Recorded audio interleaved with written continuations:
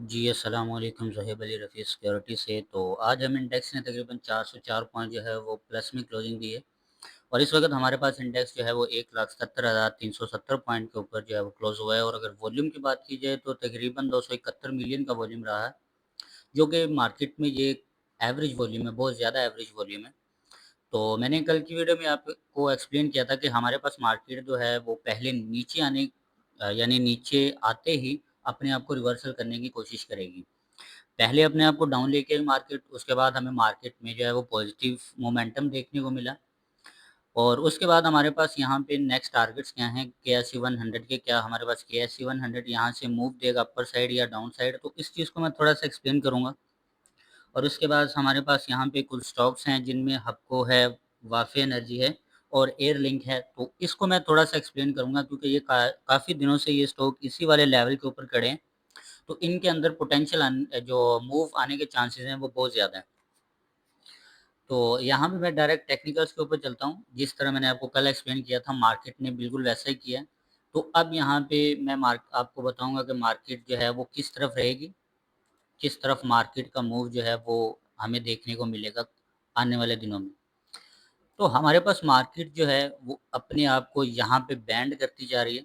Band से मुराद होता है कि एक कर्व लाइन के अंदर ही वो एज़ अ सपोर्ट बनाती है और एक कर्व लाइन के अंदर ही एज़ अ रेजिस्टेंस बनाती है। और इस कर्व लाइन को एज़ अ सपोर्ट बना रही है और ये जो डाउन साइड की कर्व लाइन है ये ही एज़ अ रेजिस्टेंस के तौर पर काम करेगी। यहाँ पे ये कर्व लाइन, अब ये जो अपर वाली कर्व लाइन है ये एज़ अ सपोर्ट है और सॉरी रेजिस्टेंस है और जो नीचे वाली कर्व लाइन है ये एज़ अ सपोर्ट है। ऊपर वाली जो कर्व लाइन रेजिस्टेंस है और नीचे वाली सपोर्ट है। अब यहाँ पे ये अपने आप को मार्केट जो है वो बैंड करना शुरू हो गई है और यहाँ पे सिर्फ 2 सिनेरियो हो सकते हैं, जिस तरफ भी ब्रेकआउट आता है, मार्केट का उस तरफ मूव जो है वो काफ़ी अच्छा जो है वो हमें मूव देखने को मिलेगा। लेट्स सी अगर हमारे पास मार्केट जो है वो कुछ इस तरह का मूव जनरेट करती है, इस वाले लेवल से जहाँ से उठी है और यहाँ से ब्रेकआउट कर देती है इस ट्रेंड लाइन को, देन रीटेस्ट करे या ना करे वो इसकी एक जो है वो खुद की प्रोबेबिलिटी होती है। लेकिन अगर ये डायरेक्ट ब्रेकआउट करते ही रीटेस्ट देती है तो इसका मतलब है ये जितनी हमारे पास सप्लाई थी, यानी कि यहाँ से लेके यहाँ तक जितनी हमारे पास सप्लाई आई थी, वो अब हमारे पास यहाँ से लेके यहाँ तक डिमांड में कन्वर्ट हो जाएगी। क्योंकि ये बैंड हुई है और बैंड होते ही मार्केट जिस तरफ ब्रेकआउट करेगी, जिस तरफ प्राइस ब्रेकआउट होगा मार्केट का मूव उसी तरफ रहेगा। मैं आपको यहाँ पे पैटर्न बना के दिखा देता हूँ। लेट्स सी हमारे पास जो एक स्ट्रॉन्ग मूव की जो प्रोबेबिलिटी है वो मैं आपको दिखाऊँगा। अगर यहाँ से ब्रेकआउट आता है तो इस वाले लेवल को जो है मैं ऐसा मिरर कर लेता हूँ। सॉरी, ये तो यहाँ पे रहेगा। अगर इस वाले लेवल को यहाँ से ही हमें ब्रेकआउट देखने को मिलता है तो हमारे पास मैक्सिमम साइड पे इतना स्ट्रॉन्गेस्ट मूव आने की प्रोबेबिलिटी बहुत ज़्यादा है। ये तो जो यहाँ पे यहाँ तक मूव बनता है 181 तक, अगर ये अपर साइड ब्रेक होता है। लेकिन अगर यही पैटर्न यहाँ पे डाउन साइड ब्रेक हो जाता है, लेट्स सी ये वाली कर्व लाइन जो है वो ब्रेकआउट हो जाती है, तो हमारे पास यही जो मूव होगा वो यहाँ पे डाउन साइड जो है जिस तरफ जाके डाउन साइड ब्रेकआउट कर देगा, यानी कि 175 मैक्सिमम साइड पे 175 है और अगर अपर साइड ब्रेकआउट करता है तो अपर साइड इसका बहुत ज़्यादा टारगेट्स हैं।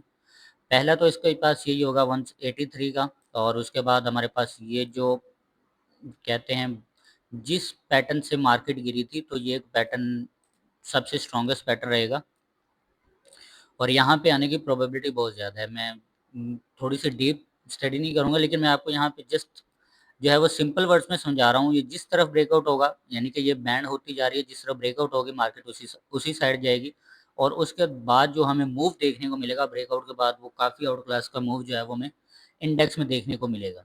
इंडेक्स अगर ऊपर जाता है तो हमारे पास इसका मैक्सिमम साइड यानी कि इस तरह ये अपने आप को बैंड करते हुए ऊपर ले जाएगा। मैं यहाँ पे आपको कुछ पैटर्न बना के दे देता हूँ इसका। ठीक है, तो ये एक पैटर्न है और ये इसी पैटर्न को फॉलो करेगा। यहाँ पे मैं आपको लगा देता हूँ जस्ट ये पैटर्न यहाँ से नहीं मिलेगा हमें। अब जो पैटर्न मैं यहाँ पे दिखा देता हूँ, जो पैटर्न मार्केट को उठा रहा है, देखिए यही पैटर्न मार्केट को उठा रहा है और ये ही जब बनता है तो मार्केट में हमें बुलिश मोमेंटम आता है। बुलिश मोमेंटम यानी थोड़ी सी पॉजिटिविटी हमें देखने को मिलती है। तो ये हमारे पास था KSE 100 का टेक्निकल एनालिसिस। और यहाँ पे दूसरा, अब हम चलते हैं स्टॉक्स की तरफ। तो हमारे पास यहाँ पे एयरलिंक जो है वो मैं एक्सप्लेन कर देता हूँ। हमारे पास यहाँ पे एक एयरलिंक जो है वो काफ़ी स्ट्रॉन्गेस्ट लेवल के पास है। इसको मैं थोड़ा सा 1 डे टाइम फ्रेम पे एनालाइज करके बता देता हूँ आपको।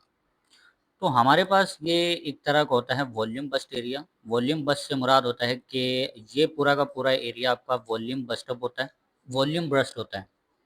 इसमें ये होता है कि आपका जो प्रीवियस लो होता है, मार्केट जो है वो उस लो को ब्रेकआउट करते ही बिल्कुल उसी तरह की कैंडल बना देती है जिस तरह की कैंडल से हमें जो है वो मूव आते हुए नजर आया था। ये आफ्टर इफेक्ट कैंडल भी होती है, आफ्टर इफेक्ट कैंडल इसको कहते हैं। देखो ये वाली कैंडल जिसका लो ब्रेकआउट किया है एयर लिंक ने, बिल्कुल वैसी ही कैंडल बनी है। दोनों तरफ प्रेशर इक्वल है।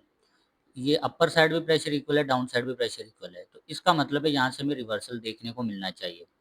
अब ये कितनी सप्लाई यूज़ कर सकते हैं, तो हम यहाँ पे सप्लाई यूज़ करेंगे और ये टोटल सप्लाई हम यहाँ पे लगा देंगे।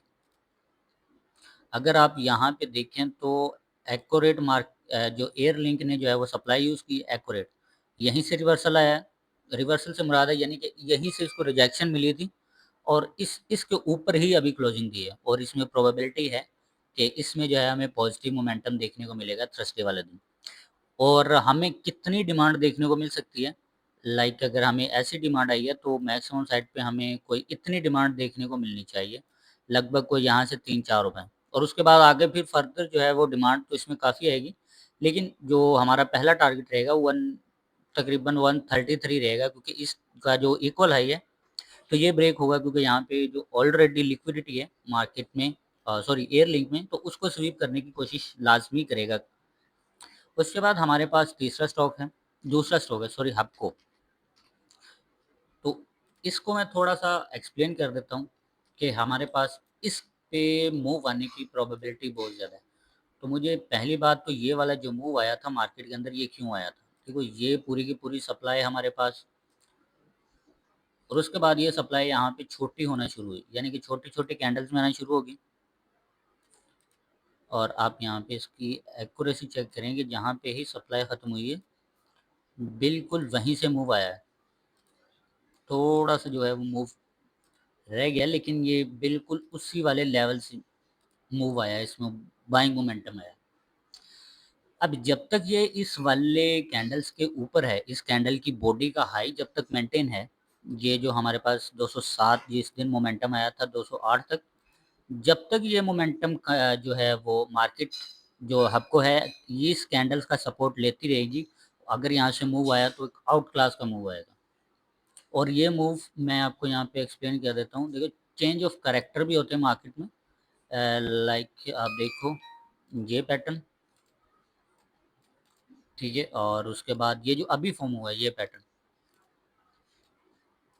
दोनों सेम है, लेकिन हमें डिमांड जो है वो इतनी नहीं देखने को मिलेगी जितनी यहाँ पे देखने को मिल रही है। इसका हाफ डिमांड हमें देखने को मिलेगी, और हाफ हमारे पास है ये वाला जो एरिया है हमारे पास, यही एक तरह का जो है वो रिजेक्शन के तौर पर यूज़ होगा। जो हबको है वो इसको एज अ रिजेक्शन के तौर पर यूज़ करेगी। अगर हमें यहाँ से मूव आता हुआ नज़र भी आता है तो यहाँ पे हमें चूंकि सप्लाई स्लो आई थी, तो हमें डिमांड भी जो यहाँ पे फास्ट आनी चाहिए। स्लो सप्लाई फास्ट डिमांड कैसे, देखो यहाँ पे हमें एक ही दिन में 5% की पॉजिटिविटी नेगेटिविटी देखने को मिली। ये हमारे पास फास्ट सप्लाई थी, और डिमांड जो एक दिन में हमें आई वो 1 रुपया 93 पैसे, यानी कि स्लो डिमांड हमें देखने को मिली। उसके बाद ये हमें डिमांड स्लो आई है, सॉरी सप्लाई यहाँ से स्लो आई है, लेकिन हमें यहाँ पे डिमांड जो है वो तेज़ मिलनी चाहिए। और इसके मुताबिक हमारे पास जो ये वाला लेवल है, ये पूरा का पूरा यानी कि 216 से लेकर 214 के दरमियान, ये हमारे पास as a rejection block use होगा। इसमें क्या होता है कि हमारे पास ये मैं आपको पैटर्न बना के दिखा देता हूँ किस तरह जो पैटर्न जो है वो परफॉर्म हो सकता है। अब ये इस वाले लेवल का जब तक सपोर्ट है, इसमें हाई चांस प्रोबेबिलिटी है कि इसमें हमें मूव देखने को मिले, और एक अच्छा खासा मूव देखने को मिलेगा हफ्तों के अंदर। लेकिन अगर ये ट्रेंड लाइन ब्रेक हो जाती है, सॉरी ये सपोर्ट ब्रेक हो जाता है दो को, जो कि हमारे पास 207 रुपये 90 पैसे, सपोर्ट ब्रेक होने से मुराद है जब तक क्लोजिंग हमें इसके नीचे नहीं मिलेगी तब तक सपोर्ट ब्रेक नहीं होगा। तो यहाँ पे इसमें हमें मूव आने की प्रोबेबिलिटी तो काफ़ी ज़्यादा लग रही है अकॉर्डिंग टू चार्ट, और टेक्निकल एनालिसिस के मुताबिक यही लग रहा है फिलहाल। उसके बाद हमारे पास तीसरा स्टॉक है वाफी एनर्जी, उनको मैं थोड़ा सा एक्सप्लेन कर देता हूँ। इसमें क्या मूव जो है वो जनरेट हुआ है। तो हमारे पास वाफी एनर्जी जो है एक तरह का बुलिश पैटर्न दिया है इसने। ये हमारे पास होता है बुलिश पैटर्न, बिल्कुल ये इसने हमें एक बुलिश पैटर्न दिया। अब ये जो है यहाँ पे आया, ठीक है, यहाँ पे आया बिल्कुल। अब ये यहाँ पे दो सिनेरियो क्रिएट कर सकता है। अब यहाँ पे इसने बनाया है एक सपोर्ट, ठीक है, और ये एक बनाया है रेजिस्टेंस, यानी कि इस लेवल के अंदर ही हमें जो है वो ये देखते हुए नज़र आ रहा है। और यहाँ पे एक बुलिश पैटर्न भी है, और इस बुलिश पैटर्न का मैं आपको दिखाता हूँ कि किस तरह मार्केट जो है अब यहाँ पे आया। ये हमारे पास बिल्कुल ऐसा पैटर्न है। अब ये इस वाले लेवल के अंदर कंसोलिडेट करेगा, फिर यहाँ से ब्रेकआउट करेगा, उसके बाद असल मूव देगा हमें। अब ये ब्रेकआउट चाहे वो कल कर दे चाहे परसों कर दे या इसके अंदर ही कंसोलिडेट करे, तो ये इसने पहला मूव जिस तरफ भी देगा वो फेक मूव होगा। लेट्स सी अगर ये ऊपर की तरफ मूव दे देता है, ये यहाँ पे कंसोलिडेशन जोन जो है वो यहाँ पे स्टार्ट हो चुका है, वो चाहे तो यहाँ से अपर साइड जा सकता है। जैसे ही ये बिलफर्स इस तरफ ब्रेकआउट करता है, तो ये पहला मूव जो होगा वो फेक होगा। किसी भी स्टॉक अगर वो कंसोलिडेशन फेज में से निकलता है, वो जिस तरफ भी ब्रेकआउट देता है वो पहला ब्रेकआउट फेक होता है। उसके बाद उसमें रियल मूव हमें देखने को मिलता है। मैं एग्जांपल देता हूँ आपको KSE 100 की। यहाँ पे आपको जो है वो समझ आएगी कि किस तरह जो एक रियल मूव फेक मूव होता है, वो भी मैं आपको यहाँ पे एक्सप्लेन कर देता हूँ। यहाँ पे कि हमारे पास प्राइस जो है वो एक कंसोलिडेशन जोन के अंदर था। ये हमारे पास था कंसोलिडेशन जोन। अब ये कंसोलिडेशन जोन ब्रेकआउट होता है इस तरफ, वापस आती है। क्यों? क्योंकि ये पहला मूव जितना भी था फेक था, और उसके बाद ये सारा का सारा मूव अब जो भी बनेगा इसमें तो वो एक रिवर्सल के तौर पर बनेगा, ना कि दोबारा करेक्शन के तौर पर। ठीक है, तो आज के लिए फिलहाल इतना ही। अब मिलते हैं आने वाली नेक्स्ट वीडियोस में।